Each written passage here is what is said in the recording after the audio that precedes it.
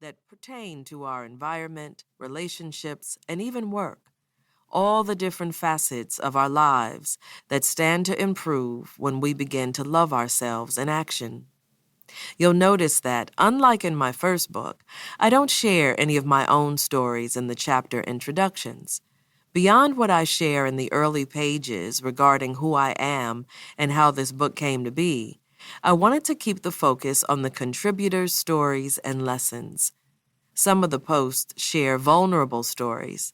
Others are more instructive than personally revealing. But all contain such strong insights that I felt compelled to include them. Many of the stories come from people who have experienced some type of mistreatment that they then learn to emulate through patterns of addiction. Others come from people who came from healthier backgrounds, but still adopted self-diminishing habits that they've recognized and confronted.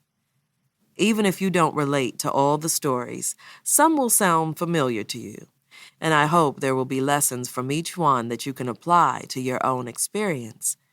At the end of each chapter, you'll find 4 tips, one from each of the 4 posts in that section. I advise you to look at the 40 tips not as things you need to do as you read, but as ideas you can turn to whenever you need help changing your thoughts and, consequently, your feelings and experience of the world. That's the point of this book. It's not about 40 simple action steps to change your life. It's about 40 simple ways you can change your mindset right now. That, I've learned, is what changes our lives. Doing our best right now, and as best we can in the nows to come. About my journey to this book.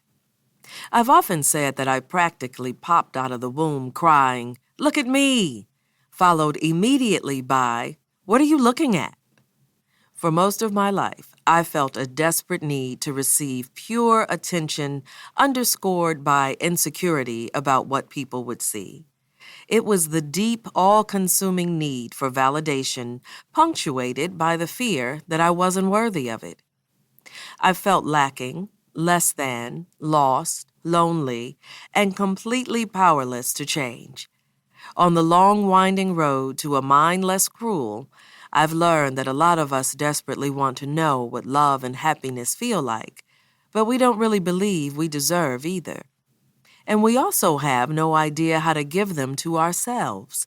We're so used to beating ourselves up over mistakes, blaming ourselves for everything we've failed to do, and doubting what we can do in the future that we believe we need our punishing inner voice.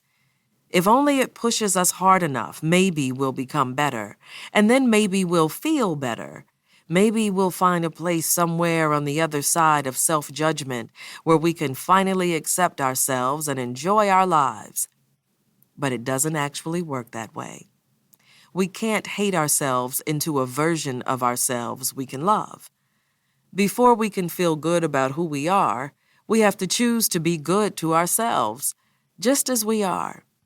You may have learned to do the exact opposite in your childhood or beyond, and as a result, you may have spent the majority of your life trying to fix yourself, win approval from everyone around you, and escape the shame of your worst decisions. I collected these stories and wrote this book because I know the pain of that reality all too well. And I know there is another way. In hindsight, I see that I lived most of my early life mired in a deep sense of self-loathing. I thought I felt so empty and lonely because the world was against me. I had lots of evidence to prove the world is a harsh, uncaring place, that people would hurt me if I let my guard down. But I hurt myself more by keeping it up, because the space in which I isolated myself was far more cruel and toxic. No other person could be as mean to me as I was. No one else's opinion of me could be more judgmental than my own.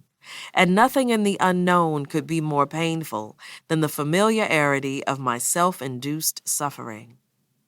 I was 21 when a therapist asked me to draw a self-portrait. I'd spent the 10